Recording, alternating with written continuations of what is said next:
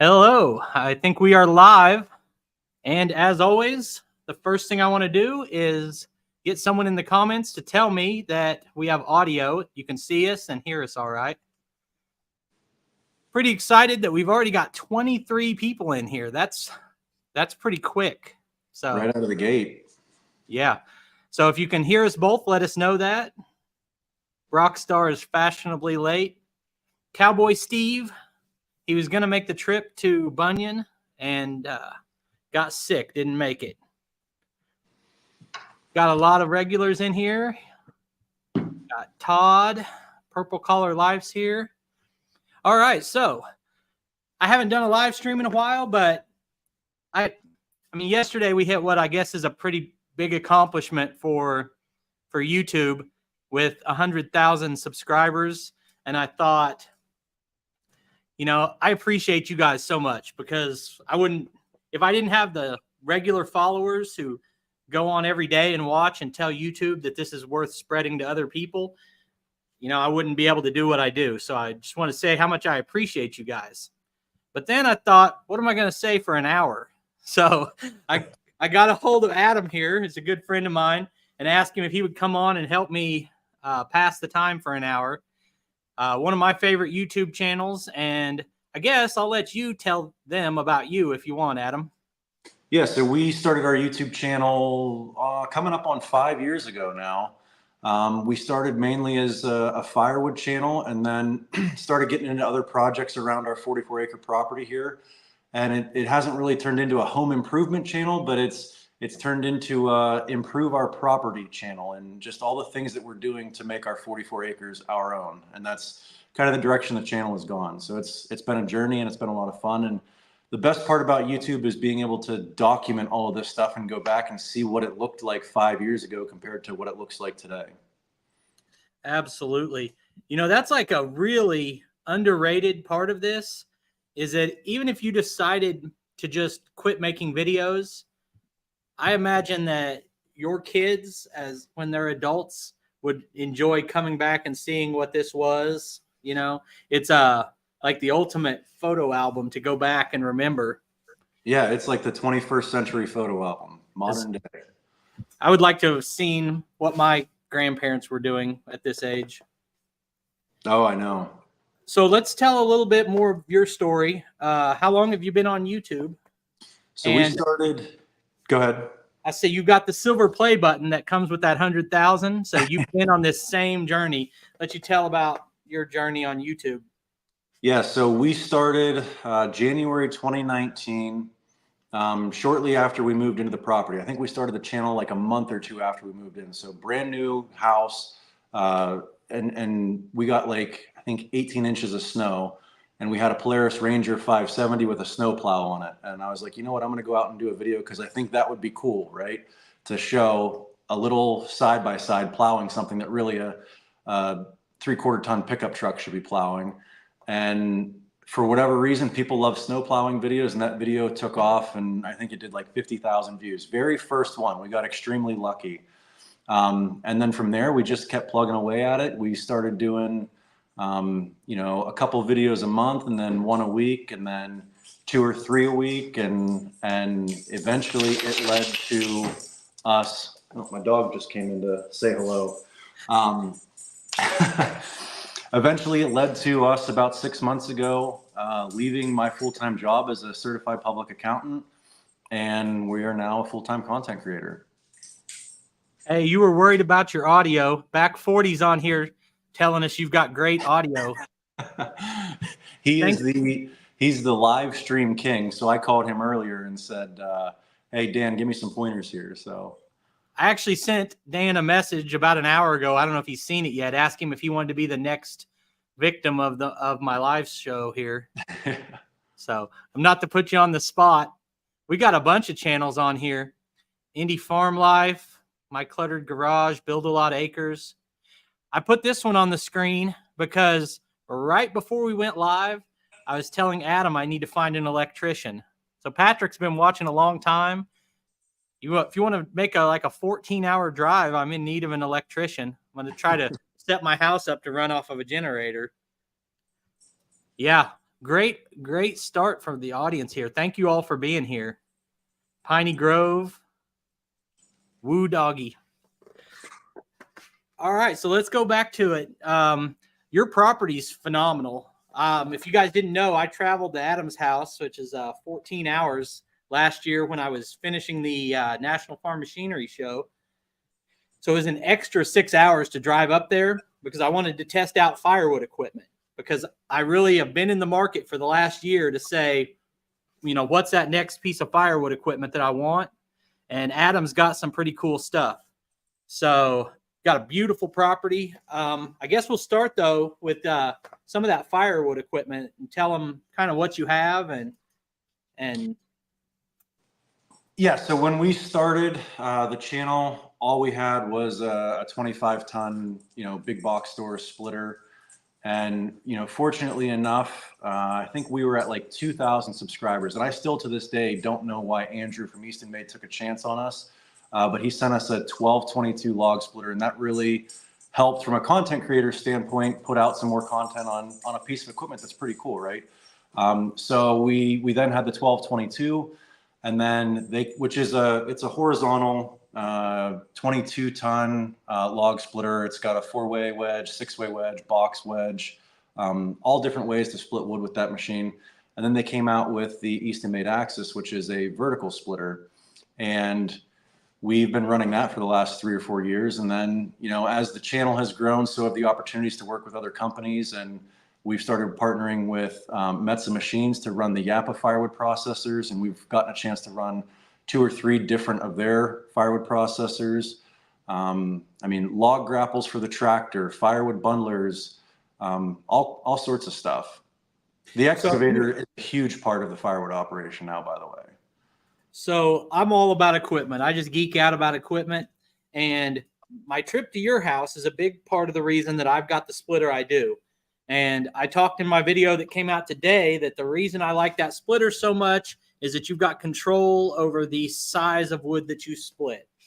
And I know you've got a bundler, and just, is that what it's actually been like having it? And I know you've done a lot of firewood on yours. The Easton Made Axis? Yeah. Do you find that to really make a big difference?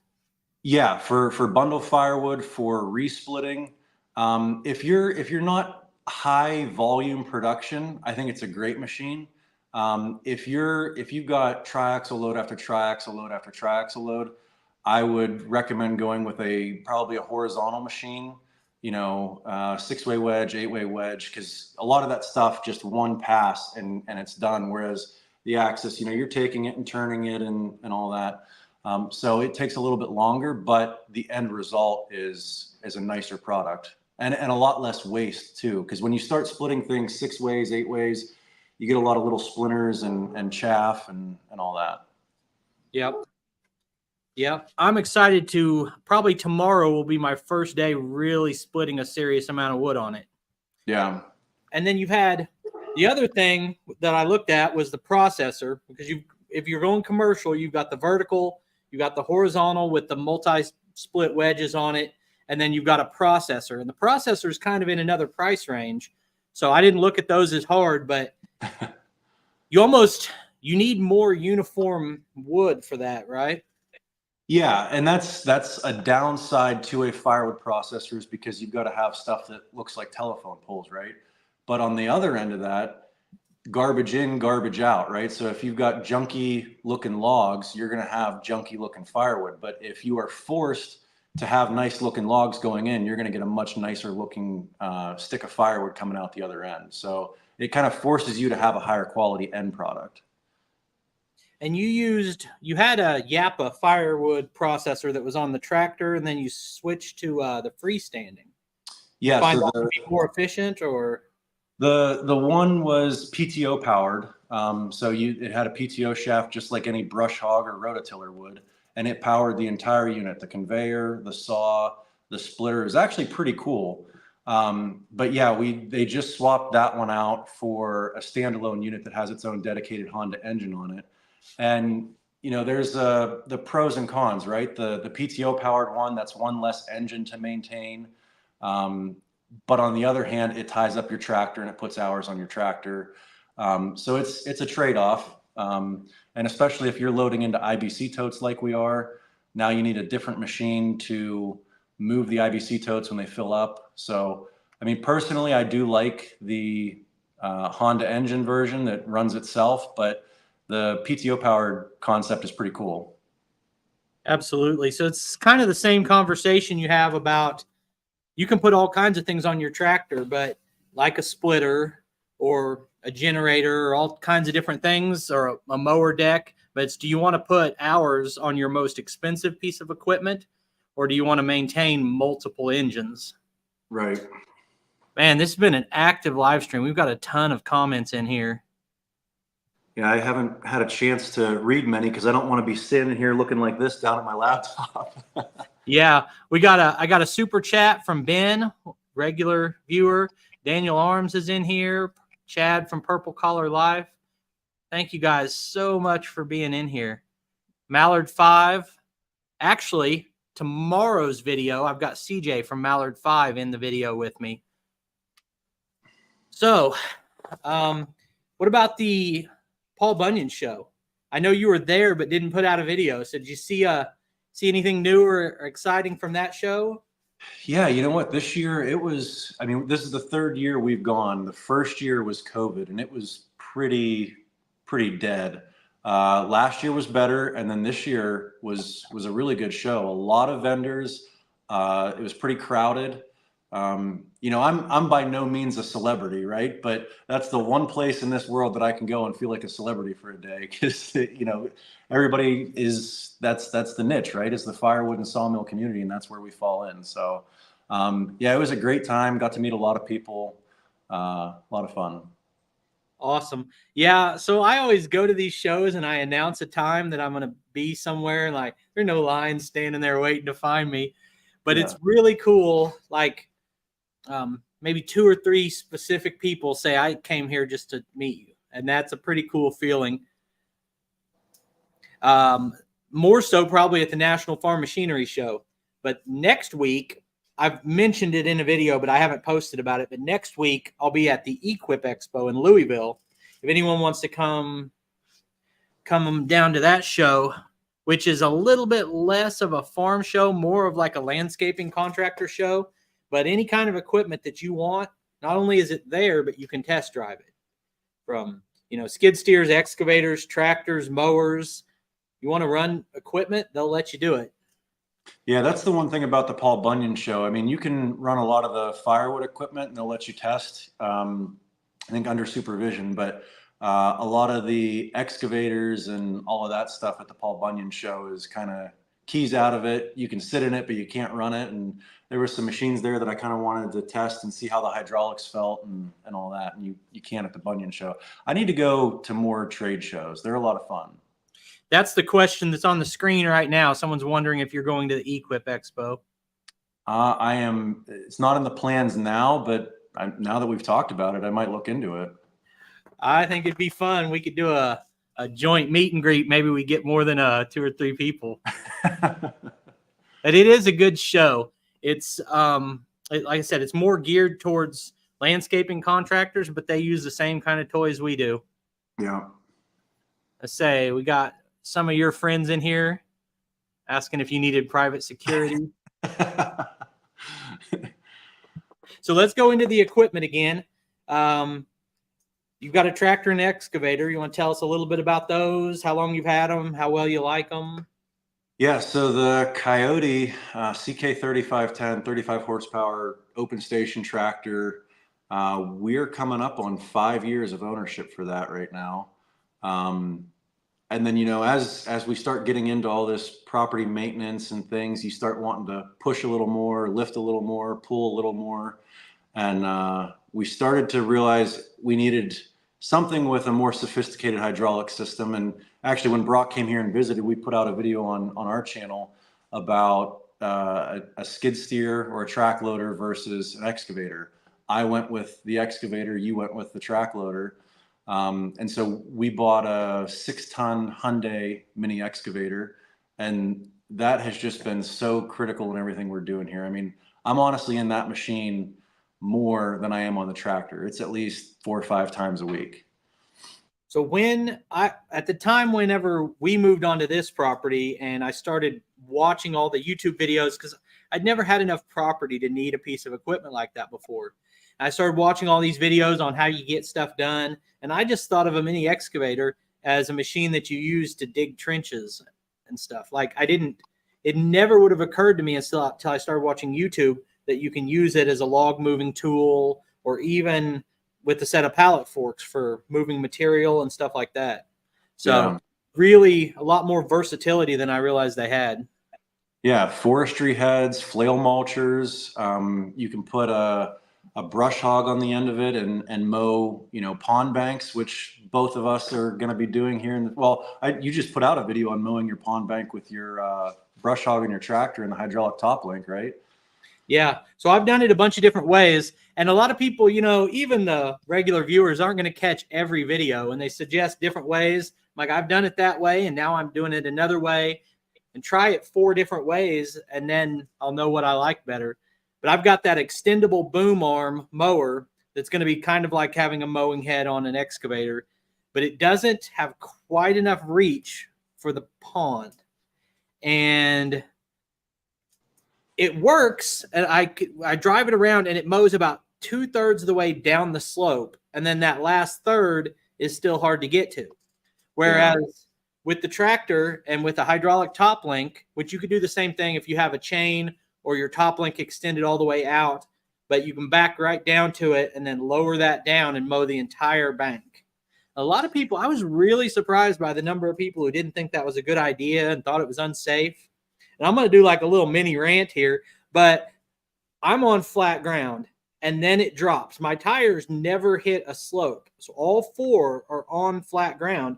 And then I angle that down. I don't feel like I'm in any danger there. And they said, well, you're going to drive off the back of that. I said, that's like saying that if you keep parking in your garage, eventually you're going to drive through the back. Like, it only goes if I push the pedal. Yeah. So, and then other people were saying like I was lazy for not using a weed eater. Well, it's steeper than it looks. And when you start walking down it, you're sliding, and it's not any fun to weed eat that. You can't reach the whole thing from the top. Yeah, I know. I'm looking forward to the day that the pond is full and I've got all kinds of weeds growing up around it, and I can take the excavator around with the flail mulcher and use that to groom the inner rim of the pond. So I guess since we've got into ponds, you want to tell a little bit of your story? I'm guessing at least half the people here are familiar with your pond story, but your property didn't have a pond at all, and you did something pretty ambitious. Yeah, so we 2.5 years ago, actually, yeah, somewhere around there, we started construction on about a 3/4 acre pond in a field in front of our house. Our house sits up on a hill back behind the field, and we wanted to have some, add to our view from the house.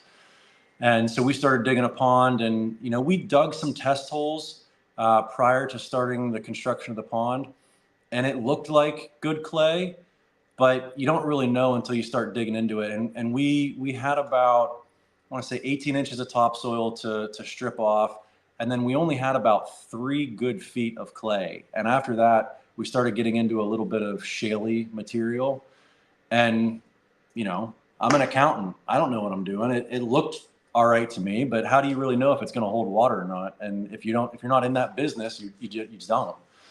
So, we constructed the dam, put everything together, and then just waited for rain. And it did start filling up, but it got to a point where it would get to a certain level, probably about 4 or 5 feet from being completely full. And then we'd go a couple weeks without rain, and it would drop a foot, and it would just kind of yo-yo back and forth depending on how much rain we were getting. And last summer was one of the driest summers for a while. And honestly, this summer's been pretty dry as well. So we knew that it's leaking. We think it was leaking down. It wasn't leaking through the dam. We think it was leaking down through the shale bed bottom. So we had somebody come in, we drained it out. We trucked in 53 loads of clay, packed it all in tight again. And since we did that 2 or 3 months ago, it seems as though the pond is holding.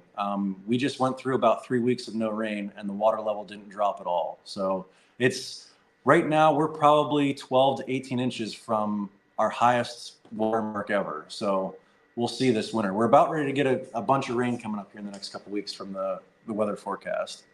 I don't know how much of a tangible effect this has, but I think there's about 100,000 people across the country with their fingers crossed. I don't know if you can get enough people crossing their fingers to make a pond fill up or not.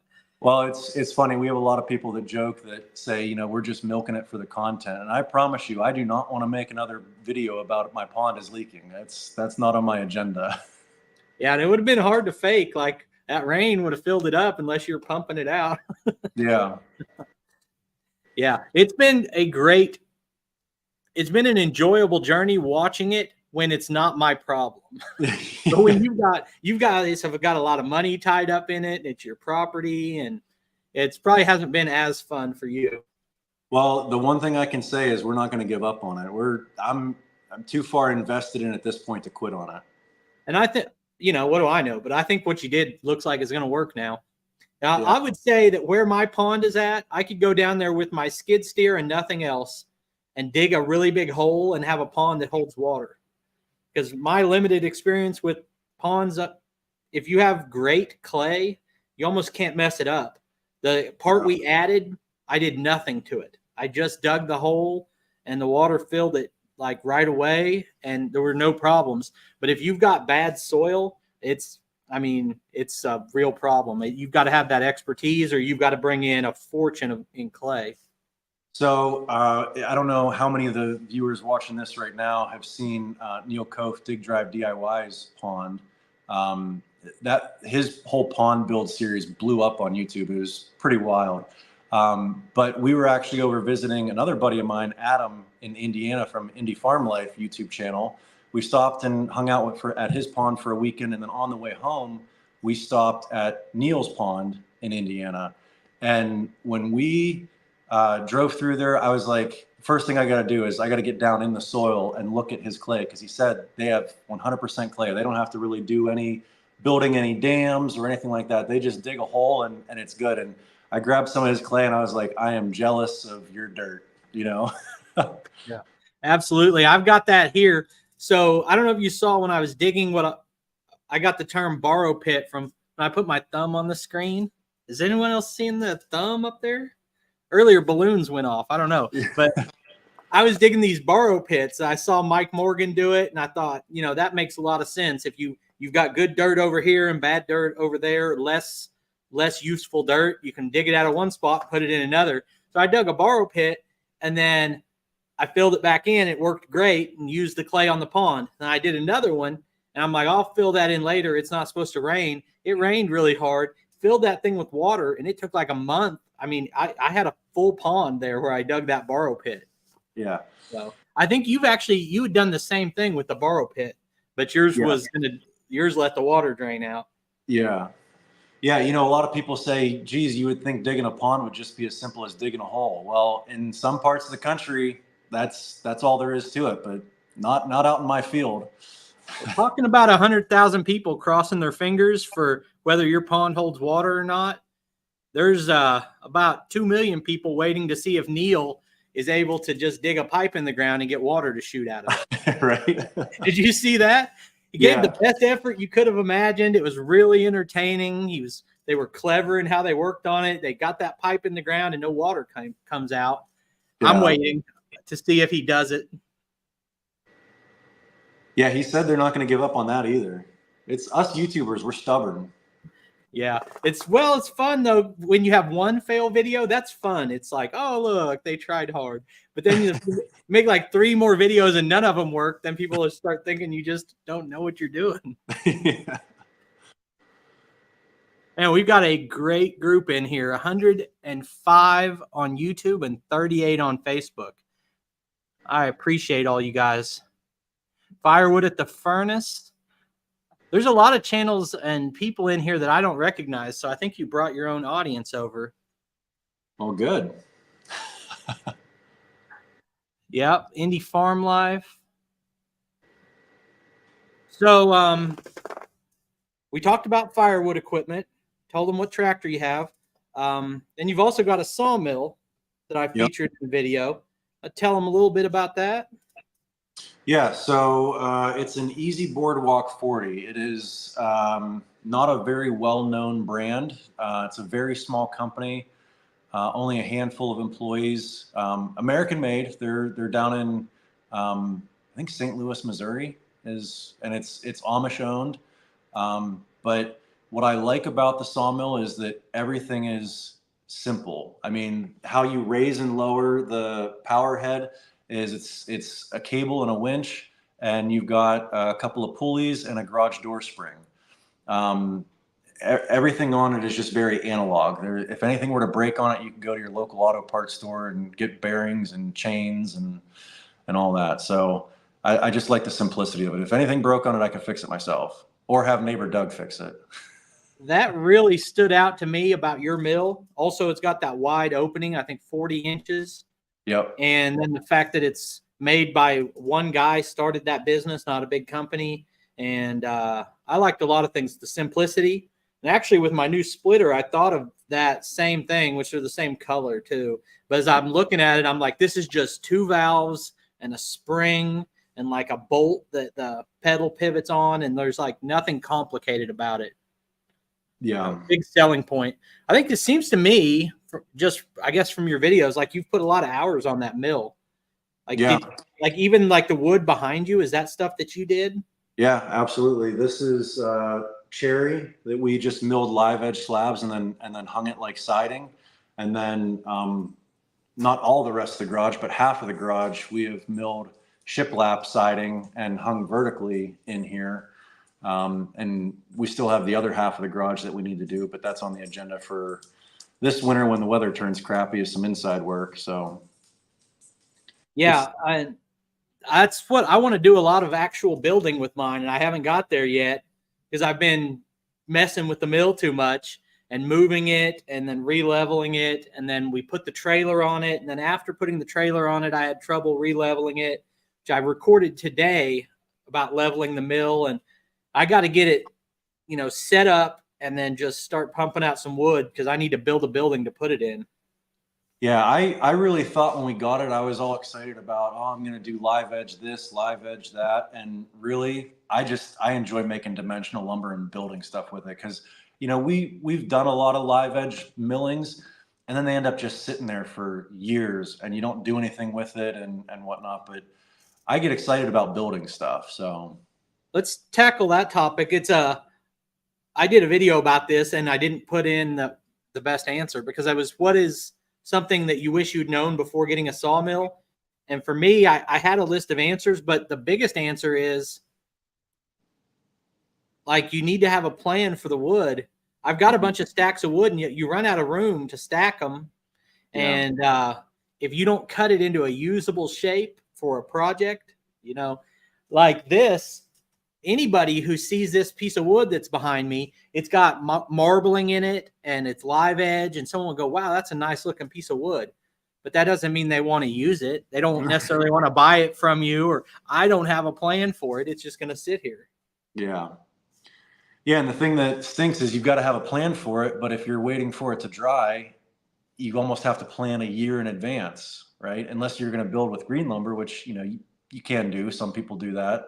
But yeah, it's kind of hard to plan things. I want to build something a year from now. I'm going to mill the lumber now and then just wait. I got another conversation on milling. So a lot of people tell me that I'm wasting wood in the way I mill because I cut too big of a slab off the top to get down to a square cant, and that you could turn some of that extra into like some thin pieces of live edge and stuff. Well, I watched Mike Morgan, and everybody's got different numbers in their area, but do a really good video on price comparison between firewood and the saw log. And he found that monetary value, firewood was worth almost as much as the lumber. And to me, like if I cut off this huge slab, I cut that into firewood. So I don't feel like it wastes anything, unless I need to just maximize the yield out of that log. Yeah, I'd rather square up a log as quick as possible, and not necessarily try to get every piece of meat off that bone. That's just it takes a lot longer to maximize every board foot out of a log than if you just square it up, boom, boom, boom, flip it and start milling. So I do the same thing. I take a pretty heavy first pass on the slabs and just get it squared quick.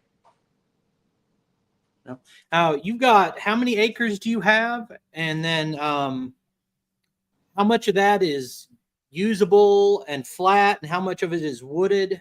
And like, what are the main kinds of trees you have on your property? That's a bunch of questions at once, but yeah. So we've got 44 acres. About 15 of it is the lot that the house sits on, and the field and the pond, and kind of open, the firewood yard. And then we've got about 30 acres of wooded property with all kinds of ATV trails scattered back throughout. How much of it is usable? We're in Pennsylvania. It's pretty hilly where we are, and especially our property. A lot of people, when they pull up the driveway for the first time, go, "This is a lot hillier than it looks on camera." We've got a nice little section up in the back of the woods that's relatively flat, back where we have our campsite that we do, an annual camping trip with friends and family. But yeah, the majority of it is kind of sketchy getting in and out if you've got your tractor loaded up with firewood and you've got a couple logs in the grapple. And yeah, you took me up to that flat spot where you do the camping, and it's got this beautiful overlook. If any of you guys are looking for a place to like break in and camp, I'll put in the description, I'll put the GPS coordinates to Adam's place. It was fantastic. I don't think I filmed it, but it was looked like a great place to sit and relax. Yeah, for sure. You guys have mostly softwoods? We have such a variety here. I mean, we've got your run-of-the-mill maple, cherry, oak, red oak, white oak, black oak. We've got a lot of hemlocks. That's pretty much the majority of the softwoods we have on our property is hemlocks.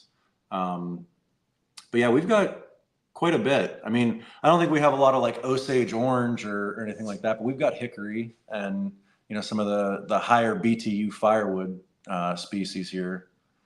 I was definitely jealous driving around your property at the amount of nice trees you have. Like, you could cut a lot for firewood and sawmilling without affecting your property. Whereas on my 20 acres, maybe 5 of it is wooded, and half of those trees are dead or dying. And like, if I got serious about taking trees off my own property, I'd run out. Like, yeah, it's so I'm going to have to find sources for the trees. I mean, I know I can buy logs, but I don't find as much availability as it seems like you can just easily get a load of good firewood poles brought in. Yeah. So we actually, back to your point about not running out of firewood here on our property, we just had, I think it was shortly after you left, when you were here last to do a video, we had our property logged. And it wasn't logging to take timber off, it was logging to improve the timber stand. They call it a TSI, timber stand improvement. And we only took the junk trees out, right? The crooked squirrely trees or the multiple stem trees that are never going to be valuable for lumber. Open the canopy up a little bit, open up the forest floor a little bit to allow the root systems and the canopies of the more valuable trees to grow. We took out probably 10 triaxle loads of logs at least. And if you drive back in the woods, you wouldn't even know they're gone. Like, it didn't change the woods at all. Yeah, someone just asked about the maintenance cost of a mill. I haven't put enough hours on mine to have an answer for that. I haven't had to do much maintenance. The blades, in my experience, you're looking at like $20 a blade, and you can get maybe 3 hours of sawing out of a blade, which doesn't sound like much. But if you think that you spend an hour out there working, how much time is the blade turning? It's not. Right. So you actually get quite a bit of wood out of one blade, but I don't have any other answers on cost of ownership. So we've had our mill for 2 or 3 years now, and honestly, it's not much. It's, a little bit of grease. I mean, they don't really take much grease. You've got a couple of bearings that you got to grease every once in a while. Blades is probably the biggest one, and then do an annual oil change on the engine, and that's, I mean, I and again, I probably haven't run my mill enough to really run into any serious problems. You know, maybe at some point you'd have to replace some bearings that are going to wear out, but I haven't got there yet. Yeah, we're both. I mean, you've had yours longer and done more, but we're both still hobbyists as far as that goes. I'll Yeah. say anyone who happens to be in here and doesn't watch Adam, if you want numbers and price breakdown, this is like the channel, because Adam has been an accountant by trade, and you want cost on, say, is tractor work. I don't know if you've really even done that one about tractor work, but like firewood profitability. Yeah. You did a good one on heating your home, cost of electric versus heating with wood, and really the most detailed content I've seen on some of these subjects.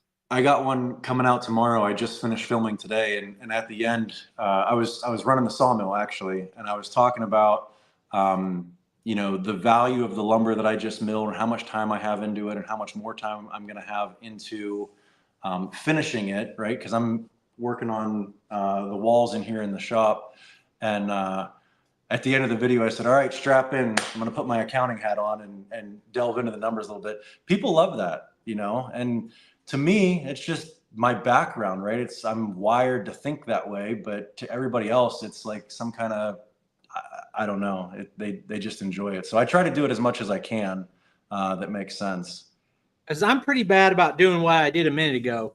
And someone said, you know, what's like the operational cost of a sawmill? And I'm like, oh, it doesn't seem like much. And then just leaving it at that, when sometimes it adds up to more than you'd think. And I've seen some people do pretty good breakdowns on what it costs to run your tractor.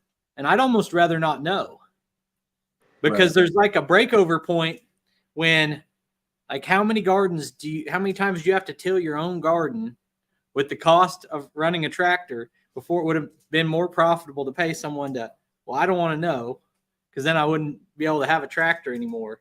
Right. And one of the most intangible aspects of that is, do you enjoy it, right? If you're a homeowner hobbyist, what does it really matter? If you'd rather till your own garden and have the tiller and be able to do it when you want, instead of having to call somebody and wait for somebody to come, I say go for it, you know?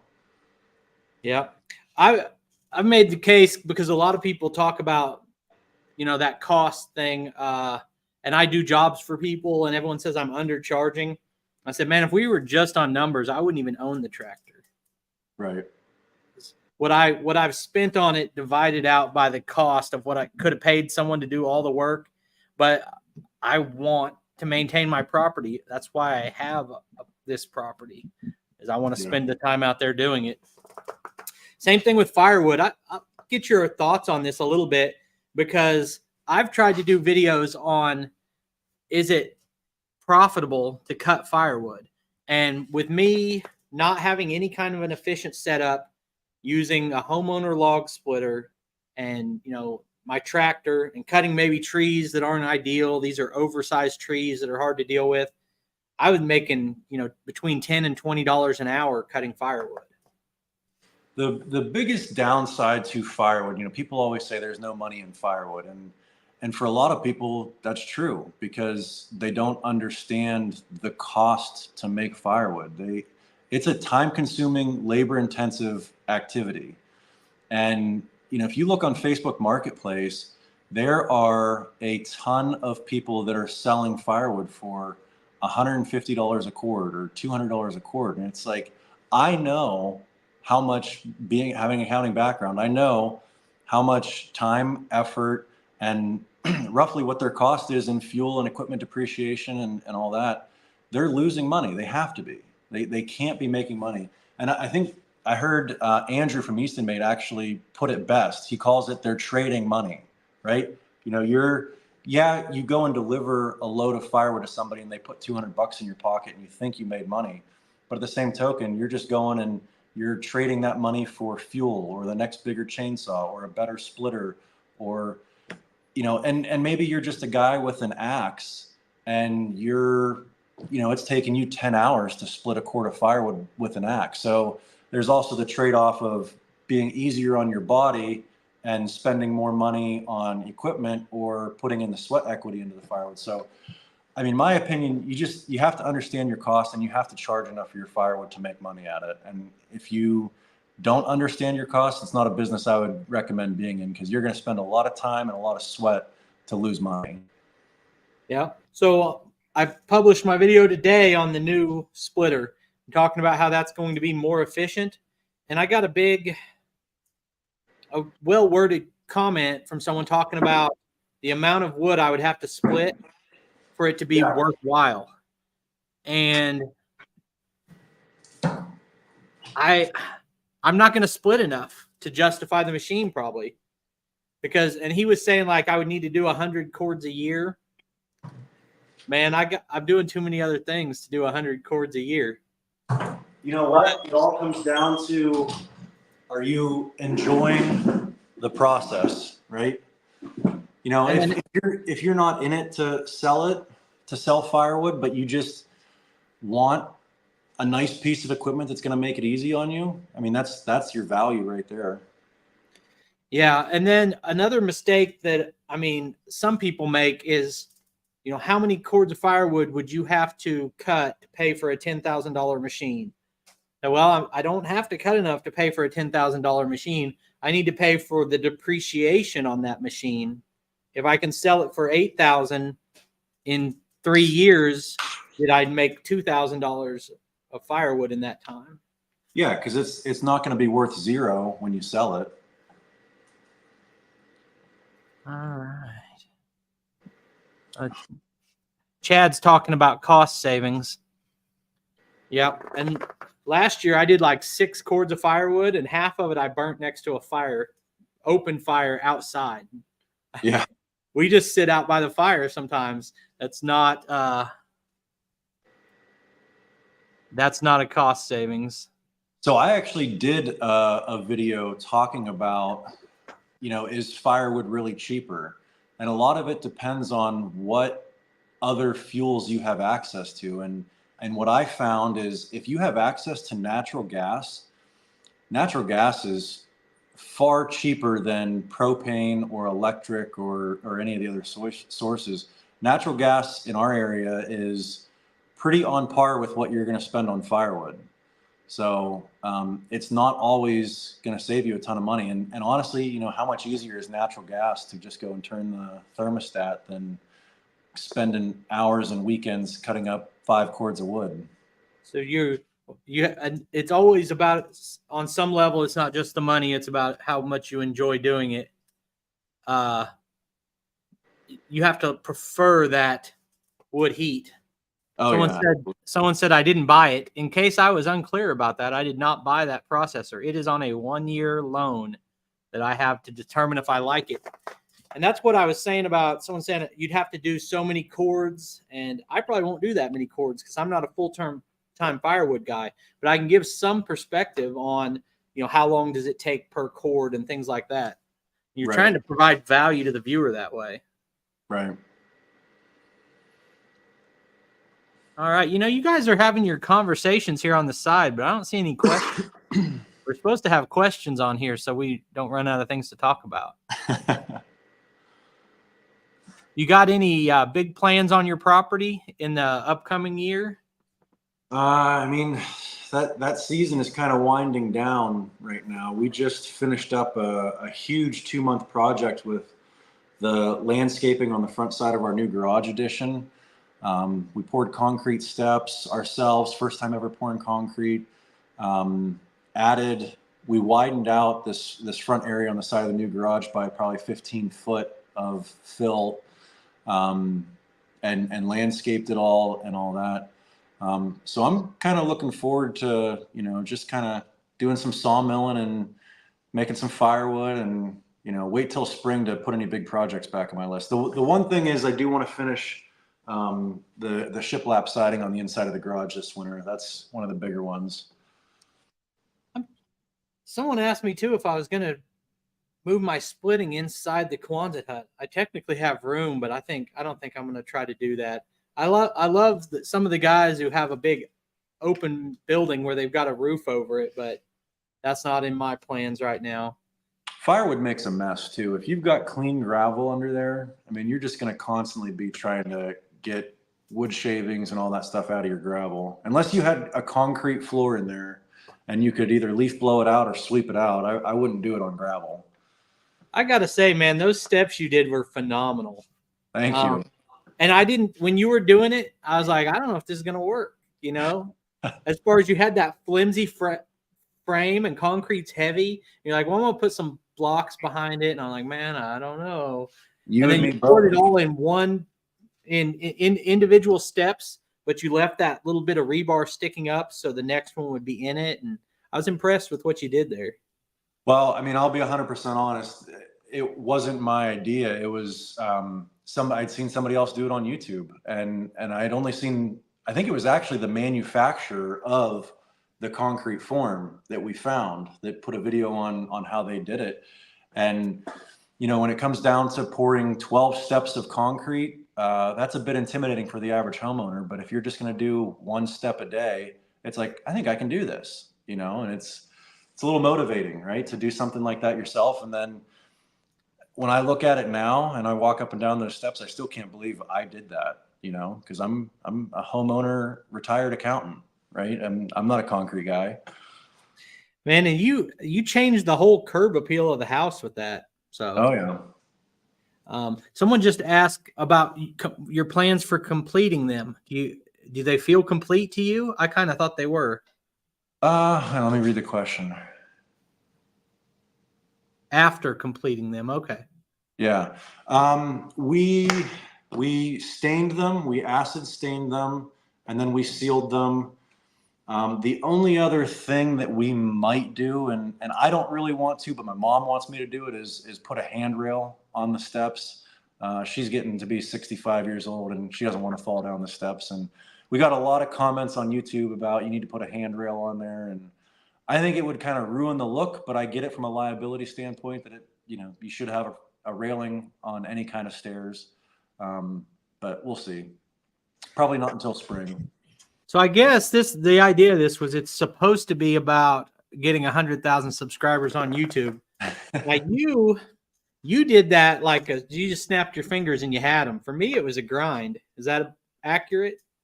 I don't think you're giving yourself enough credit. So how long have you been doing YouTube? 3 years. 3 years and since I published the first, I had a few videos about rental houses before that. Since we moved on this property and published the first video here with the tractor, 3 years and maybe 2 months. Yeah, I think it took us a little over 3 years as well. So I think I just started before you. I don't think that, now maybe you've put out a few more videos than I have to get to 100,000, but I think as far as time goes, we're about 3 years is what it took us to hit 100K. Now, most people say, how did you start YouTube? Oh, it was an accident. I just was going to put up a video and I never meant for this to happen. And is that the case with you, or did you have a plan in place?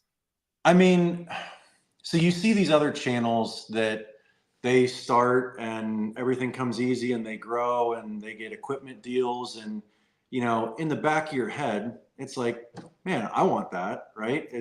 I'm the kind of person that I don't get jealous of other people. I look at what they're doing and I'm like, how can I do that? How can I make that happen for me?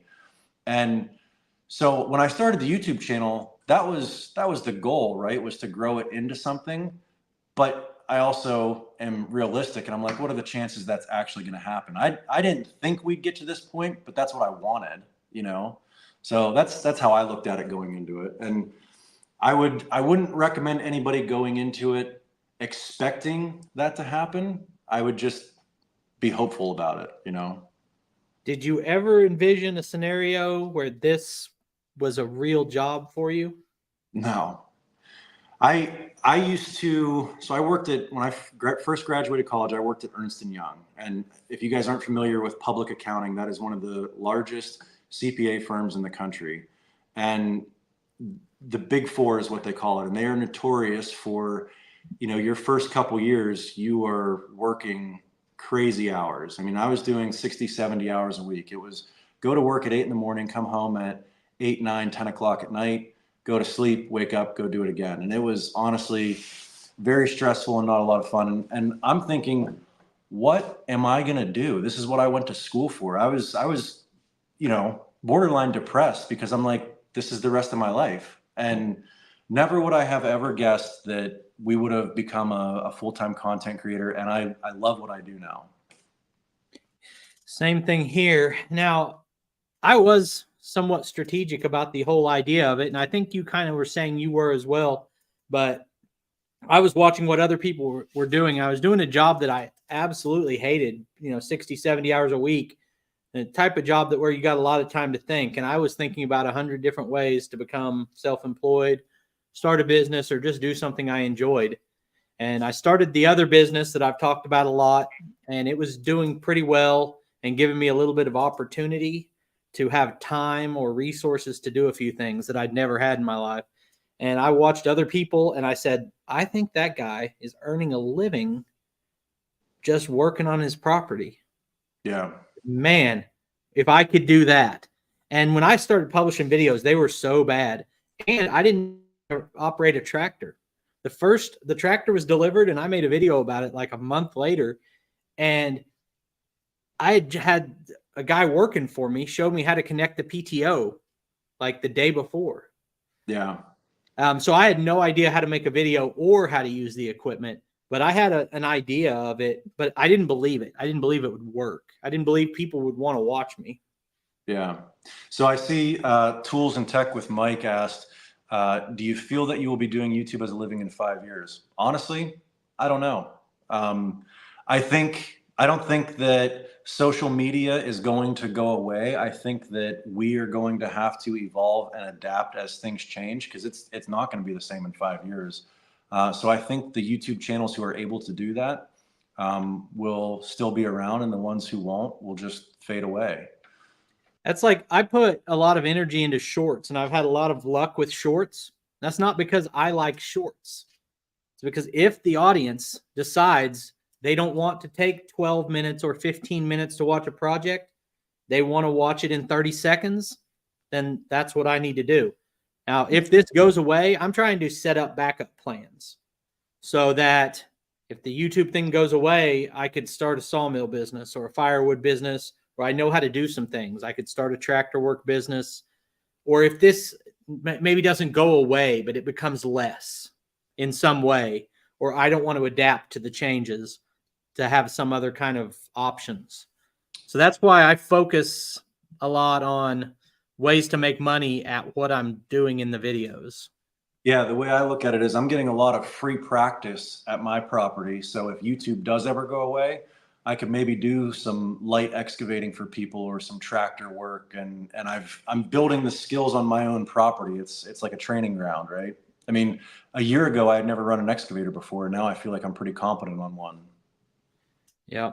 And so Hardworking Man's in here. They did a thing at the Paul Bunyan show, and I recorded with them, but I forgot, or that both of us, we recorded together, and we both messed up our audio, and it wasn't usable. But they were asking people, like, what's the biggest thing you've learned? And if there's someone watching this who wants to start a YouTube channel, what's the one piece of advice you would give them? Boy, that's a loaded question. So while you're thinking about it, I'll tell you, almost everyone said be yourself. And that's the most common answer. And that's true. It's absolutely true. Like, I'm kind of a goofball. And if I like that can set you apart, having a quirky sense of humor, or admitting that you don't know everything, or if you are an expert in something, like, you've got to be who you are. But the other thing I think I would tell people is you have to be prepared for a lot of criticism. Oh yeah, for sure. Because I said a minute ago that a lot of stuff I'm doing on video I've never done before sometimes. And so I understand being criticized there, but there are some channels where I'm like, this guy is an expert in what he's doing, and people are just hating in the comments about everything. So that's one thing that people try to be positive and inspiring in those, but there's a negative one in there too, I think. So I would also, along with that, I would suggest, don't edit out your mistakes. With the negativity and all that, it's very easy to want to edit out what you did wrong or edit out how you screwed something up. And I have found that leaving that stuff in the videos makes people connect with you more, right? Because they feel like you're a real person. Everybody makes mistakes, right? And also, if you do a video on doing something where you made a mistake and then you edited that out and somebody else goes to try to do that same project and they make the mistake, then they're going to be like, well, he didn't tell me this. And you can, that's the whole point of YouTube, right? Is sharing knowledge and learning from each other's mistakes, not hiding them. And we get comments all the time about people really appreciate that about our channel. Like, you know, I consider our pond build a huge epic fail. And we've just documented it the whole way along. And talking with people at Paul Bunyan, they liked that we didn't cover any of that up. Yeah, and I'm the king of that because it would be exhausting to try to cover my mistakes. I'd have to have like a team of people who just covered my mistakes. Yeah. One of my favorite things about the way I make videos, and I think publishing frequency helped me for a long time, and now it might be holding me back, but by publishing so much and so quickly, if I'm working on a project, I will literally be in the middle of something, be like, guys, I don't know how to do this next step. Leave me a comment. So when I'm out here tomorrow, I can do it the way you're suggesting. I get live feedback almost in the middle of a project. Yeah. And so I there's think a lot of negativity, but man, your regulars are like, they've got the patience to sit there and teach me how to do things from the other side of the screen. Yeah, I think, you know, you and I have very different approaches on that. You know, you upload more frequently, and I'm probably 2 to 3 videos a week.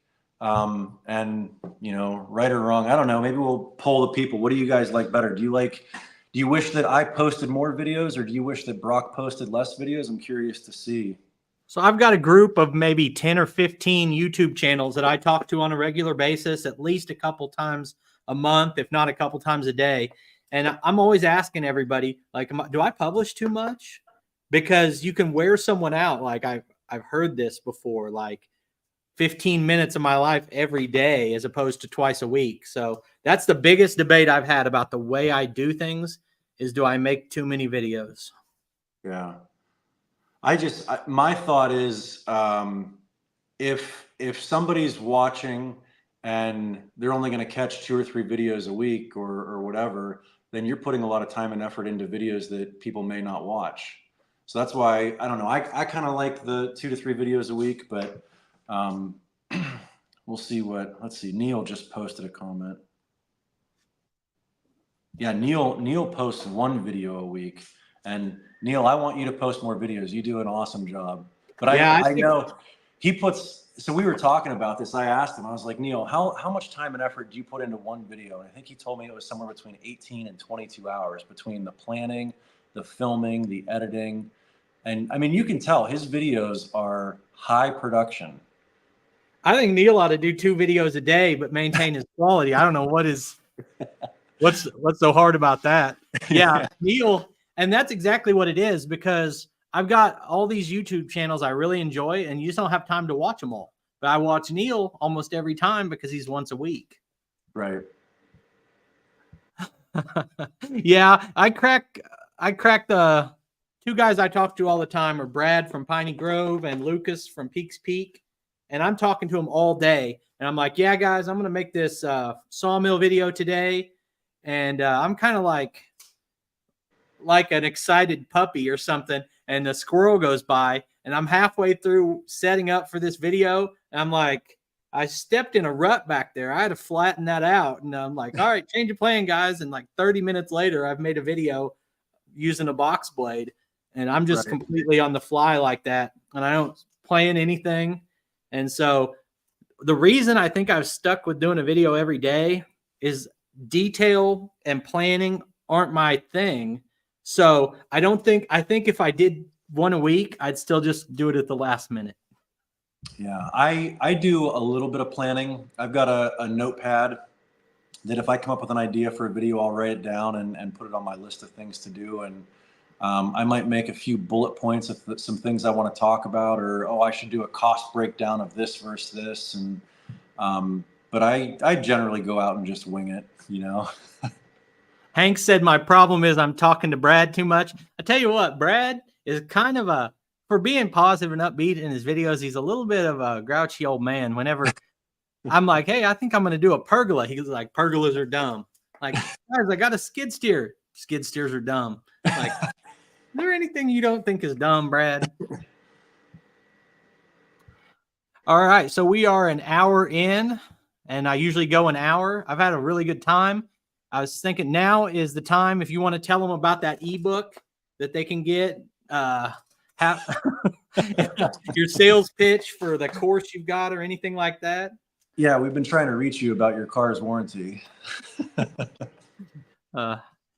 So main thing I want to say before we get off here is just how much I appreciate the people who watch my videos, because I mean, without your regular viewers, you can't do this for a living. And so I just feel a lot of gratitude. The same two people, like right here, we've been talking for an hour. Todd's been listening the whole time. Like, I'm able to live my life because of the people who come back every day like that. And I appreciate it. I want to thank any of my subscribers who came over and watched the live stream too. It's always nice to hear from you guys in the comments section. And congratulations, Brock, on 100,000 subscribers. It's a big moment for us YouTubers, so enjoy it. Yep. All right, thanks. We'll see you next time. See ya.